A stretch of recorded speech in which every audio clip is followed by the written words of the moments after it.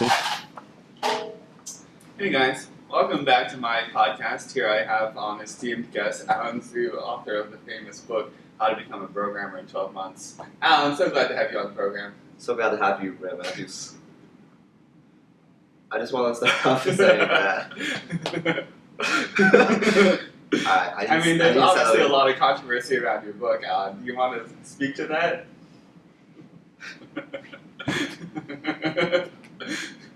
Can't do this. Oh man, it's tough. You're the first person I talk to all morning. It's kind of tough. Actually, that's the same as also true. All right. Welcome. So I should just start off by talking about stupid stuff, and then once you get used to it, then. Welcome to our video podcast, first one ever. My name is Alan.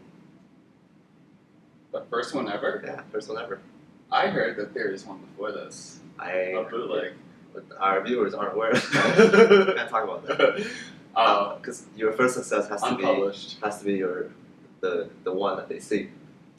All the previous times, it doesn't matter. It doesn't count. It doesn't matter. I just heard rumors. Yeah.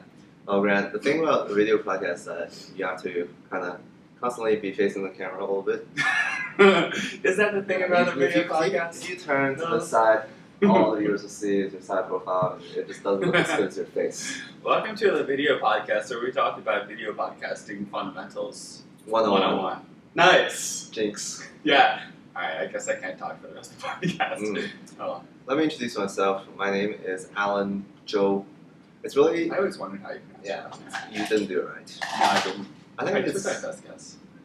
I don't really care how people pronounce it, but it's just, you definitely get extra points if you do it right. So, no, I know. It's like J-O-E, yeah. But say it with a more neutral intonation. Sure. Joe, Alan Zhou. Joe. And this is... Oh, you're not going to introduce me? My name is Grant. Thanks a lot. What are we talking about? Video podcasting and public speaking. Which are kind of the same thing. It is really, because I am speaking to an audience right now, and it's really hard to talk in front of the camera because you don't really know what you're going to say sometimes. Yeah. How did you get into public speaking? How did I get into public speaking? It's a good question. See, when I was a kid, especially in school, I was terrified of public speaking, like in elementary and middle school. And I remember giving a speech in front of the class was the single most terrifying thing. I think that most people have this experience when they're a kid. I would really like to know anyone who doesn't actually. And then in high school, I took debate, and debate was this extracurricular where we did this thing called public forum debate. And in public forum debate, you'd have a month to prepare on some topic, and you'd read a bunch about it and read all these articles for it and against it, and then you would go to the debate forum, and you debate against a couple of other teams on this topic. So one of our topics was that nuclear power should be more prevalent or something like that, and you'd debate both yes and no sides. And so the whole point is in debate you're doing basically impromptu public speaking for 30 straight minutes, which is really intense, and people are watching you, and you have to make cogent points because you're gonna win or someone's gonna win, right? So you're not just speaking for no point. But you do have preparation. You make a lot of preparation before you get up on the stage. That's right. But normally, what happens in 99.9% of all debates is you'll come up, you'll give your prepared first speech, they'll give their prepared first speech, and then boom, it'll go right off the rails. Because they'll say something you didn't expect, you'll say something they didn't expect, and you have to respond to everything that they're saying, right? So after 4 minutes in, boom, no more prepared content, you just have to improvise everything. And yeah, it was a huge struggle at first, right?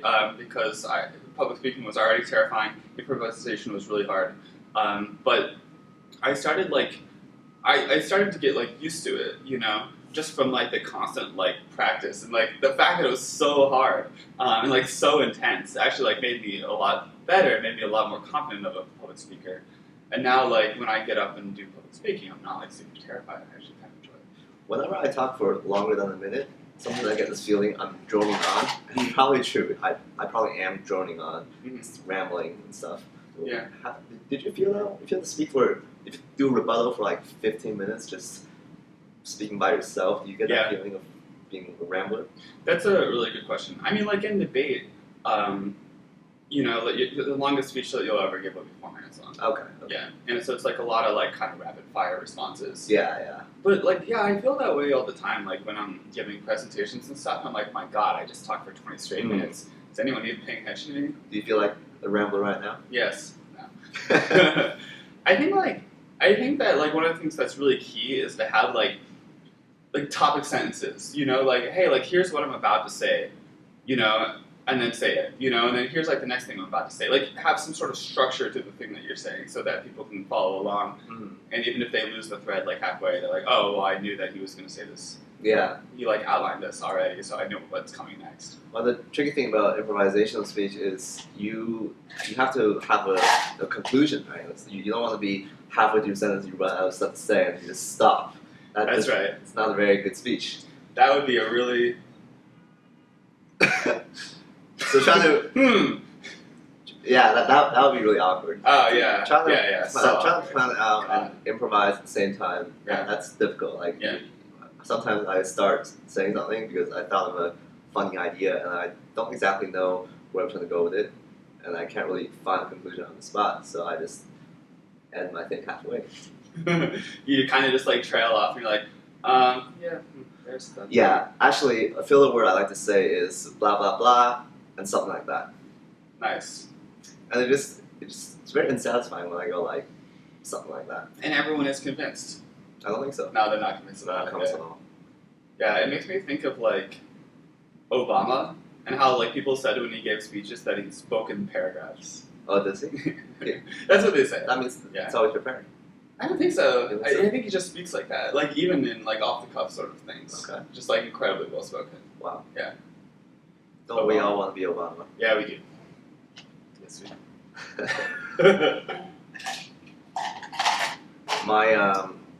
I never attended debate club.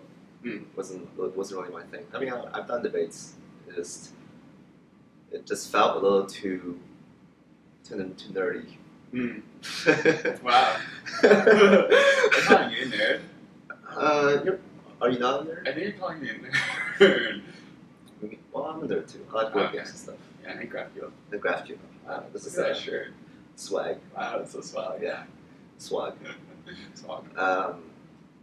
Yeah, I just really never thought about public speaking as a holistic concept. Like, I never thought about it as a skill you can improve on. It was more like something that had to be done, usually in the context of a school project or even like a play or a skit. It's like your end project is usually to present something.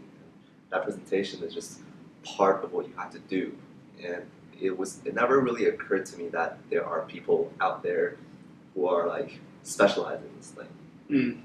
Yeah. And I guess it should have occurred to me because our school did bring in public speakers every once in a while, like motivational speakers or inspirational people to give these talks. And well, in my mind, it wasn't so much that when I look at their refined speech, I thought, oh, this is a really cool person, and they just they have a lot of life experience. And when you have life experience, you naturally just become like that. Right. But, so it's like more a product of their life than any sort of like practice. Yeah, it's more a product of their life. Yeah. And being a young teenager, it was just like, oh, it's not a big deal. I don't really have to think about this because when I get to their age, I'll probably be like them.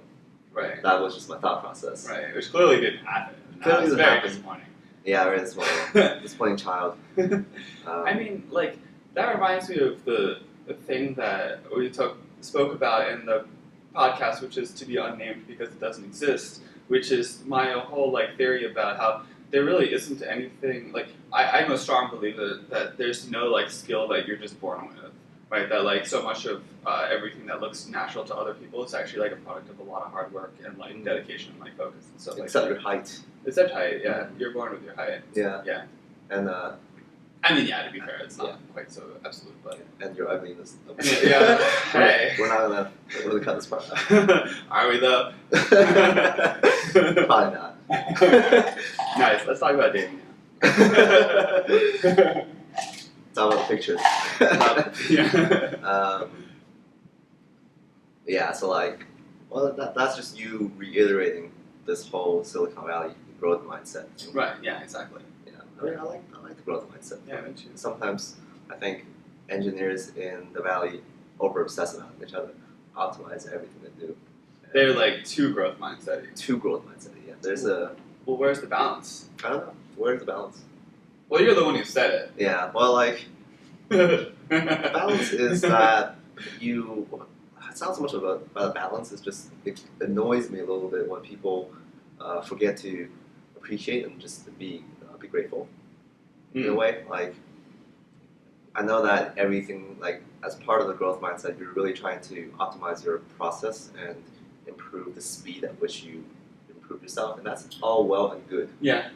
But if you're like just at a social gathering or at some kind of more casual place, and then you're obsessively thinking about, am I making the best use of my time right now? Am I? Yeah. You're not really in the moment. I mean, is that what you do?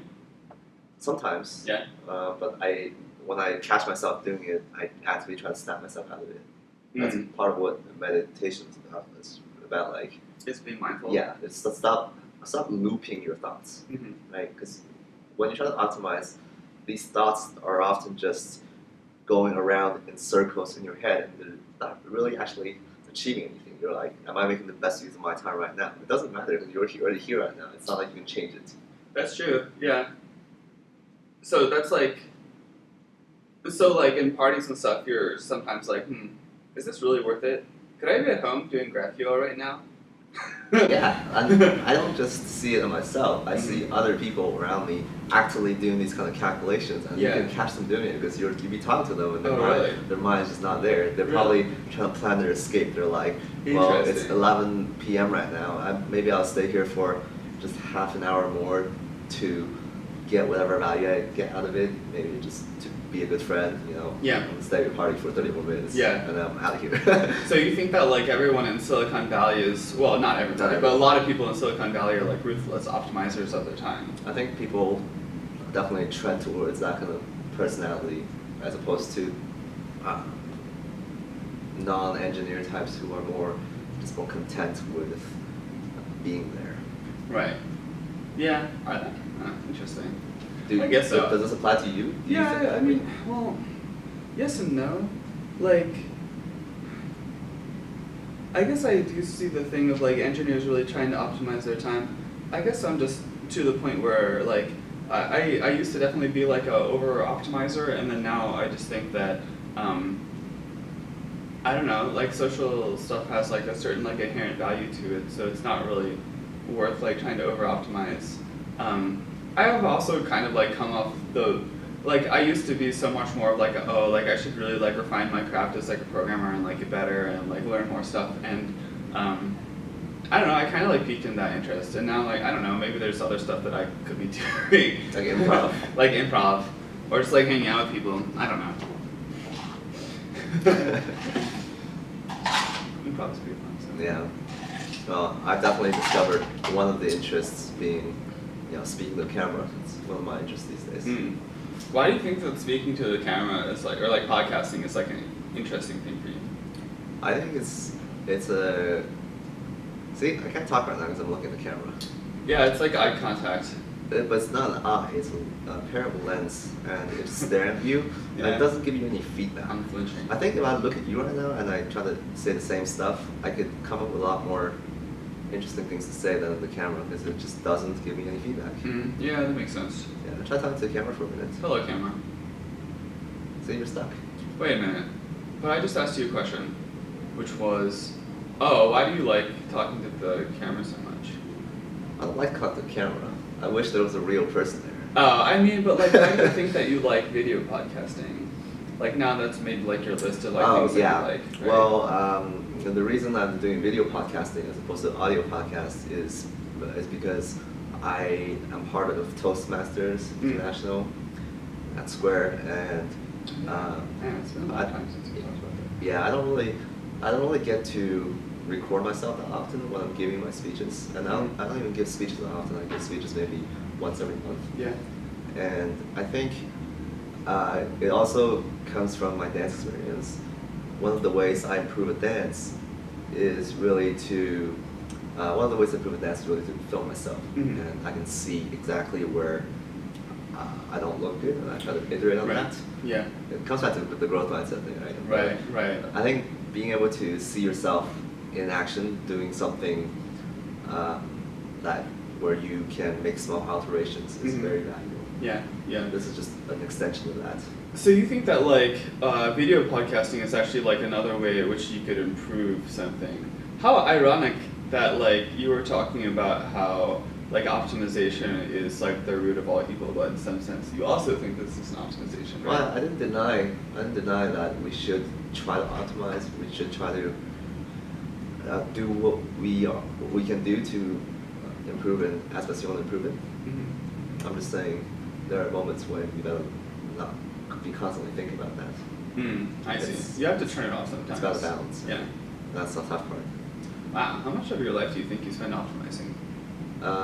Probably a good amount. Yeah. But I'm a Libra. What does that mean? It means my astrological sign is a scale. So I think about that a lot. It's like I try to balance the scale.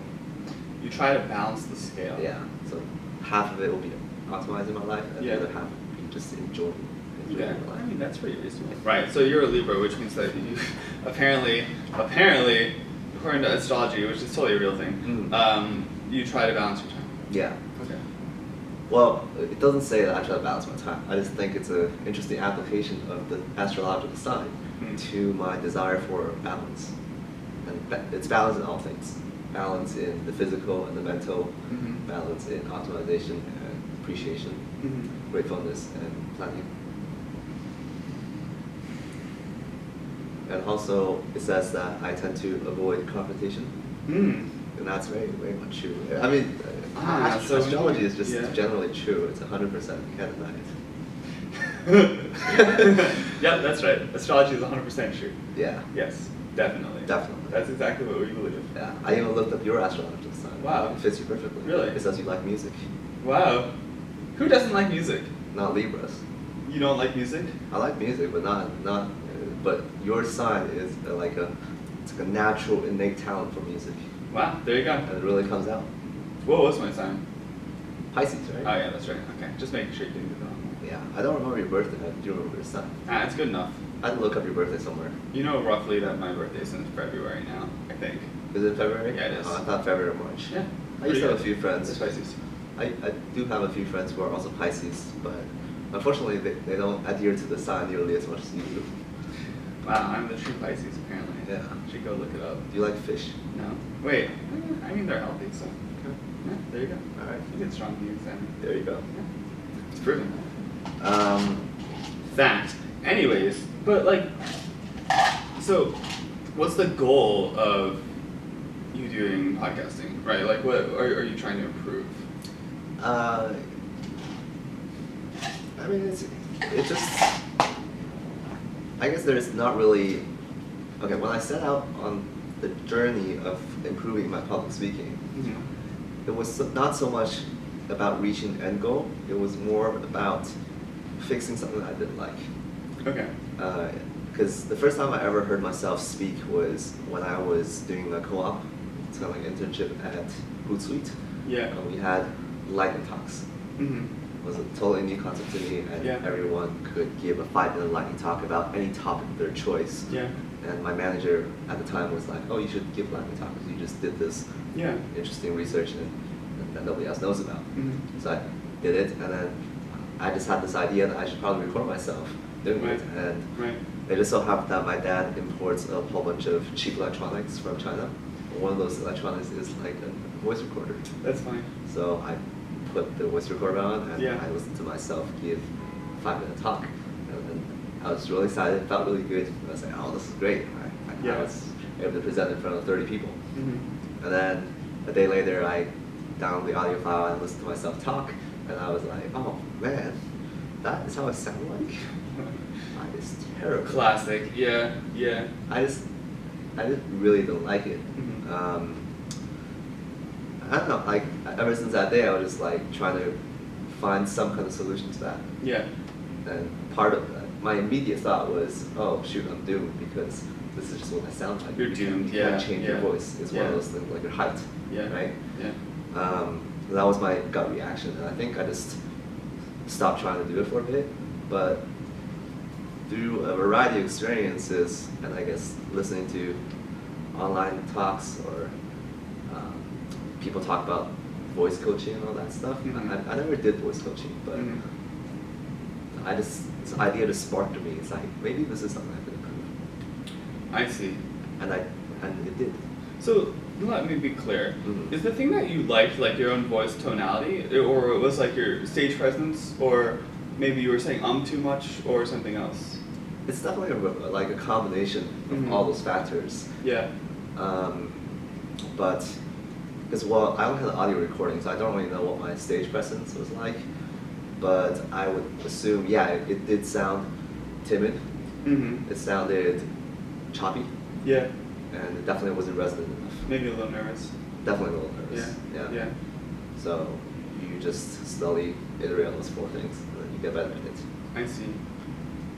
You know what this kind of reminds me of is I am trying to learn how to sing, as I have been for a really long time. Mm-hmm. And there's like this really weird thing about singing that is, I mean, like everybody probably understands this on some level, that like people are kind of shy about it, like singing in front of other people. In a way that like people aren't really shy about like doing other stuff, right? Like if I had to draw in front of you, like, I mean, I'd be embarrassed because my drawing is terrible, but it wouldn't be the same as like if I had to sing in front of you, because like there's like so much more of like, oh my god, like I don't want to do that, right? Like and I think that like something that like an idea that I've been playing with recently is that like people have this like weird sort of like emotional attachment with their voice, that like people kind of see their voice as like a projection of themselves, right? And like judging somebody's voice is like so much more of like a judgment of their character than like judging something else that they do, like write or like draw or something like that,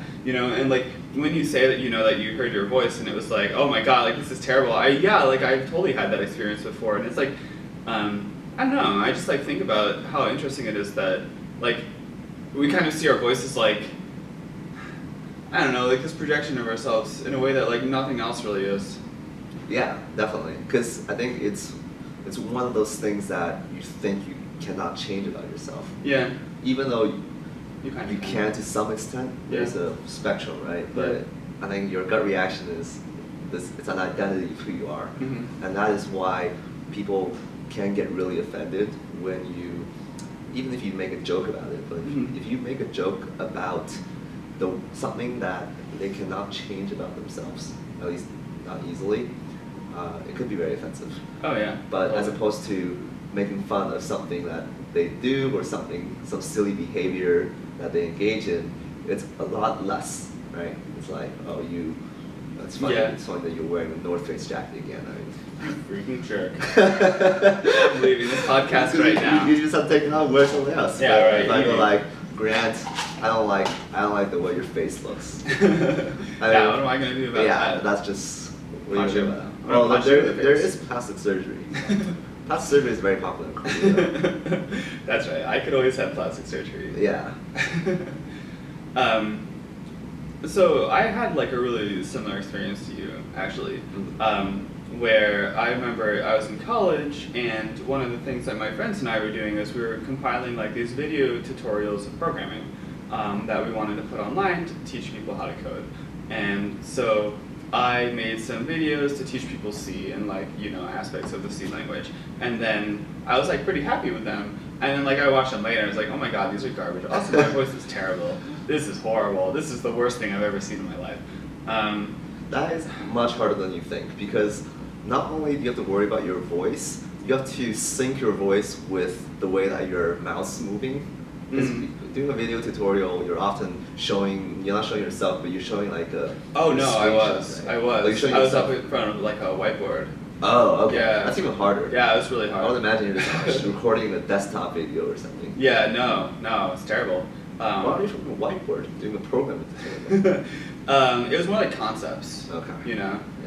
Like, oh, here's like the stack of a heap and stuff like that. Yeah. Good stuff. I would never watch the video. Good times. Yeah, I know. Well, good. No one should. Isn't there this guy who makes videos about how to get into Google or Facebook? He shows you how to pass the programming interview.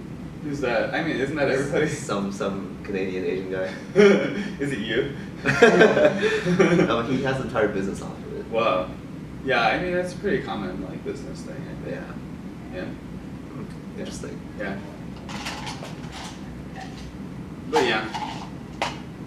One thing that I think about a lot is like the way that your like voice tonality changes. Like I noticed that like easy example, right? When you see a dog, your voice goes up like 3 octaves, right? Does it?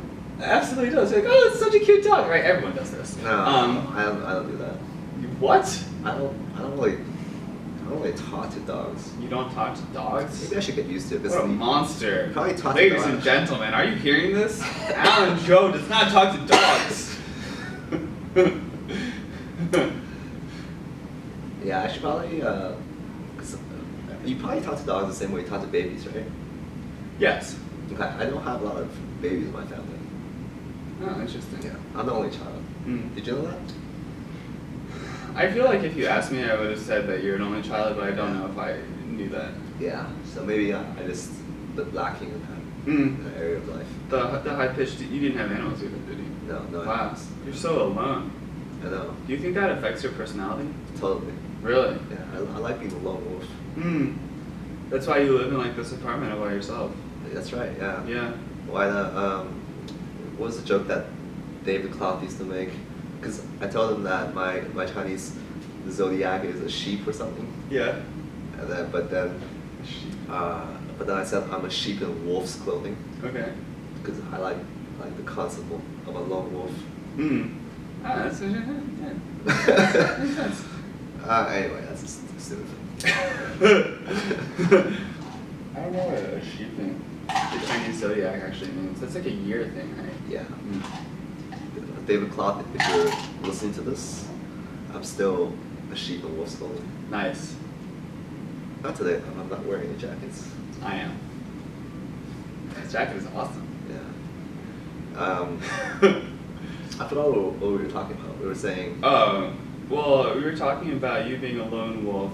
Oh, because, right, so I was all talking about, like, voice tonality, right? Oh, yeah. And I think that, like, okay, so easy example is, like, when you see a baby, or, like, when most people see an animal, they'll talk in a really high-pitched voice. Mm-hmm. And, I noticed that, like, maybe this theory isn't entirely consistent, but I noticed that, like, the pitch of my voice changes with, like, how comfortable I am in a situation. Like, if I'm, like, very comfortable, like, talking to someone, my voice will become, like, really low. But if it's, like, someone that I'm, like, nervous with talking with, if it's, like, my boss or something, then, like, my voice will, like, jump an octave, like, way higher, and it'll become, like, way more awkward. And it's, like, this really weird kind of, like, unconscious thing that I'm not even aware that I'm doing most of the time. And so, like, I think about that a lot when I think about why people are uncomfortable with their voice, because I feel like you have like these unconscious behaviors of like bringing your voice like up or down like octaves based on like your like comfort level and like your anxiety and like how you get along with other people. And I wonder like if you hear your own voice on some level, like you're registering these like unconscious things that you're doing and being like, whoa, that's not like not like the persona that I was anticipating I was giving off. That's really hard for you to tell sometimes, unless you record yourself. Yeah, that's totally true. And then like, oh my god, this is terrible. But you're not about to wear a Google Glass or something and go around recording your interaction with people. That's just not what you do. Honestly, I'd love to do that. You love to do that? Seriously? I would love to see myself in like day to day. I mean, it would be really embarrassing at first, but I think I'd learn so much. I think this is one of those things where it's very difficult for you to. It's very difficult for you to set up a test environment, even if you had a camera on you and you're recording everything that you do. You wouldn't get like. Well, first of all, if you have a camera on you, you can't see yourself. So that's a problem. Yeah, true. And then now, if somebody else had a camera and they were recording you and you know it, right, then your entire behavior changes in a way. Yeah, totally. It's really hard for you to capture yourself in your natural environment. Right. It's interesting. Yeah. Yeah, it's like the camera shyness thing that we were talking about before. So the best way to do that is just to it's a very rare footage for you to get, right? So you have to be in a situation where you're unaware that you're being recorded, right? And the video has to be high enough quality for you to see yourself. Which is illegal. Which is illegal, yeah. So, it can be pretty tough. Unless there are situations where, let's say, I'm at a dance competition, and you sign off to being... Sure, like I'm signing to compete, right? Yeah. And then there is a camera that's just recording the entire competition. Yeah. And I signed a waiver to allow that, but then I forget about it because right. camera's not in my face, right? Yeah. And then I can see myself more or less in my natural, in my natural state. It's so weird because like I've been living for like 28 years, but I can't think of like any time when I've been unaware that a camera's recording me and I've gone back to look at it. It's like it's very rare. It's very rare. I've been existing in the world for literally 28 years, but there hasn't been like a single minute that I've seen of myself just like acting, like existing. It's very weird. Yeah, maybe you should put a camera in your own home. But make everyone sign away from the comment. Yeah. Hey, it's my personal property. I can do that. That's right. Yeah. But do you ever have that like experience where you're like in a conversation with someone and then like the sort of like metaphorical camera like zooms out and you're like observing yourself and you're like, this is weird. Is this really how I interact with people? What do you mean the metaphorical camera? Where like instead of just being in the conversation, you're kind of like observing yourself being in the conversation. Like you take a step back from what you're saying and you're starting to look at, I don't know, like your own like body language and like your posture and the words that you're saying and stuff. Oh, well, there's analyzing it. There's definitely times when you notice it, but there's not usually enough time for you to analyze anything. Well, maybe a little bit. Maybe I try to fix. Maybe I try to stand a little taller. Stop fidgeting with my hands. Oh yeah, totally. Sure, like there are little cues I catch where I try to fix it, but it usually takes away from me being in the moment. Right. If I start noticing that stuff, then I'm probably not listening to what that person is saying. Right. It's like the opposite of like meditation, because instead of like paying attention to what the other person is saying, you're just like focusing inward on yourself. Yeah. But I mean, I think it's actually it is useful, because if you don't do that, then you're not like, especially when it comes to posture, right? Like if you want to project a certain posture, you have to be aware of it. Yes, definitely. And you have to make these little adjustments. Yeah. So even if you sacrifice a bit of your attention to do that, I think it's not that big of a deal. I mean, you don't have to listen to every word I'm saying to you. Yeah, exactly. It's good that you're I can definitely skip some of that. Yeah, like just right now I'm just saying garbage. And it's total garbage. There's no reason no for you to one's listen. Blah blah blah gibberish. Wow, this is what Alan always says. 90% of the things that people say, it's not really useful anyways. Wow, 90%. No, seriously, like there's a lot of words that we say, but there's very little. There's like a lot of filler content. A lot of filler content. And you can't all speak in paragraphs that go by. Yeah, and also like the content is, people take away what they want to take away from the content that you give. So I could be, there's probably like an agenda I have when I say a bunch of stuff, but everyone has an interpretation of what exactly I said based on their own circumstances in life. So you can't really control that anyways. Yeah, totally. I was reading this article, and this is related, although it's going to be a bit of a tangent. I was reading this article yesterday, and the article was like, I'm 35 and I feel like I've wasted my life. And it was about like this woman. She was like, I'm 35. I've like traveled from like place to place. I work at a job, but I don't really like it. I don't really have any friends. Like I kind of feel like a ghost. Like my life kind of sucks. It was actually like a really like terrible article, because you're like, oh my god, like I do not want to end up like this. Yeah, and it's terrifying. And she was like writing into like this help center, right? And she's like, what should I do? Like I feel like I've wasted my life, but I don't know how to like live a good life. And like the friends that I do have are like really busy, and like like I'm not in a relationship or anything. It's terrible. And so like you were saying, right, like the thing that I'm responding to is you were saying like people listen and then they like respond with whatever, like their own context, right? And I was finding it so fascinating to look at the comments on this article, because like every comment was like so clearly like from the commenter's own context, because really, like, what the person is asking is, like, how do you live life correctly, you know? So, like, you would have one person being like, well, I used to be like you until I found religion. Boom, like, become Christian, it'll be great. And then you would have, like, another person being like, oh, you know, like, there's, like, this man rights movement that you should, like, totally join. Like, Jesus Christ, like, no, I don't think that's gonna help, you know? But, like, you could see, like, every person, like, had kind of, like, found, like, their own purpose and then were, like, commenting it on the article. But it was so interesting how no one was actually responding, you know, like, to the question. They're all just like, here's my life philosophy. But also nobody noticed that they were doing that, right? That's really interesting, yeah. Yeah. Wow. Yeah, I wouldn't know how to respond to that question. It makes me a little sad. You know, just wanna I know, yeah, it's tough. get out of there.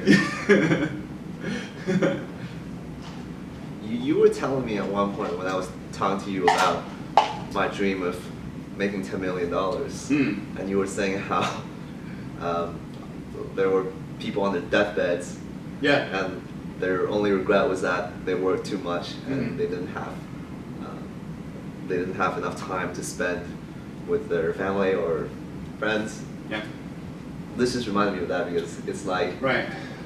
But that is only their context. That is something that they feel, and those people are not you, and you could be in an entirely different context. That's right, yeah. I mean, so it's like, it's really hard, even if you hear these stories from people with a lot more experience than you do, people on their deathbeds, hopefully at the age of 90 or 100, as modern medicine allows. Right. But the stuff they say is not necessarily wisdom that's applicable to your life. It is experience, but it is their experience, and it is not necessarily your experience. You might get to that age with a completely different takeaway. You might be like, oh, it's great that I made $10 million. I could do whatever the hell I want. I feel like this requires some context. You see, Alan and I have this ongoing debate, or not really an ongoing debate. I haven't heard you say that you wanted to make $10 million in a while. But Alan says that the purpose of his life is basically make $10 million. Oh no, that's not strictly true. I just said it's one of the metrics. One of the metrics. Alright, so Alan says that one of the major metrics of his life is going to be like when he's 75 or 80 on his deathbed saying, did I make $10 million? Yeah. Is that accurate?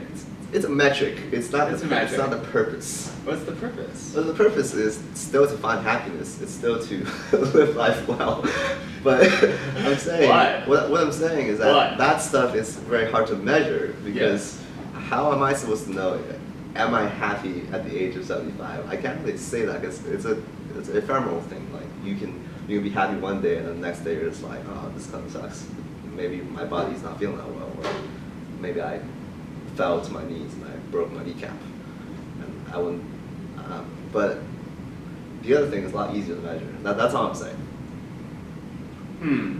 I see. Well, I don't know. There's so much wrong with that. Yes, in theory, measuring the amount of dollars in your bank account is an easier thing to measure than measuring your happiness, which is more subjective. But like, I'm not saying that you should not measure it. Right. Yeah, it's just, I don't know, man. It just doesn't sound very good to say that. My only purpose in life is to make $10 million. That's why there are a lot of other things to strive for as well. That's just one of the things I like to talk to you about because you're always trolling me about. That's right. It was just, I don't know, it's just so tempting. Yeah. It's such a great target. I know, right? And now you're making me defend myself in front of the camera. Well, now everybody will know that you only really have one purpose in life. It's okay. I'll just cut this part. No, we won't cut it out. We won't cut it out. Nope, definitely not. All right. This is the most interesting part. Yeah. Okay. But okay, so if $10 million is one of your goals, then but it's not the only one you say. What are the other ones? Well, the other ones are, I guess, part of this journey of public speaking is also to be able to spread my ideas. I think leaving a legacy behind of some sort is also fairly important. Leaving a legacy? Yeah. I think a lot of people do think about leaving a legacy because the money aside, I think what people really want is to have something that extends beyond themselves. Public speaking, yeah, good stuff. Yeah, that's right. And that's your meaning of life. Could be one of the meanings of life. Is public speaking? Yeah. But why? That's a good question. What does that mean? It's just another form of a legacy. You were talking earlier about how you were asking me about why I wanted to do public speaking, and I told you that it was to fix something I didn't like. Right. Yeah. But you know, yeah, I still. I forgot about that, but that's true. Yeah, that was how it started, and then I guess these days, why do I keep doing it? Yeah. I do have to craft a purpose of some sort, and I think that thing I said about sharing ideas is a big one. It's a value that's inherent to why I do this and why I write blogs. You want to share your ideas. Yeah. So it is like leaving a legacy, really. Is it? Yeah. Okay. Yeah. I mean, it doesn't have to. You don't have to wait until I die to appreciate it. Yeah, but like, you know, after you're dead, people will be like, wow, this is Alan guy who's left 10,000 video blogs that started with this one that introduces him as a programmer. It's going to be your legacy. Wow. Yeah. No pressure. What a life. What a life. Amazing. How does your legacy start, Alan? With a video blog. With this blog. With this blog. Wow. It's not even a blog. It's a podcast. Whatever. All right. Podcast blog. And this is Graham Matthews. Yep. Host. And my name is Alan Joe. Oh, that's how you say it. And we'll be back someday with a different topic. 2 weeks from now. But all topics will end up talking about the meaning of life. That's right. Will we manage to tie it back into the meaning of life 2 weeks from now? Tune in Next 2 weeks time. from now. To find out. 2 weeks from now or next Yeah, time? I think 2 weeks is a pretty big cadence. I mean, that's what we did this time. That's why I keep saying it. Well, that's only because I was away last week. Oh, then we could do it next week. I'll be away next time. God darn it! I'm just kidding. Okay. All right. Wow.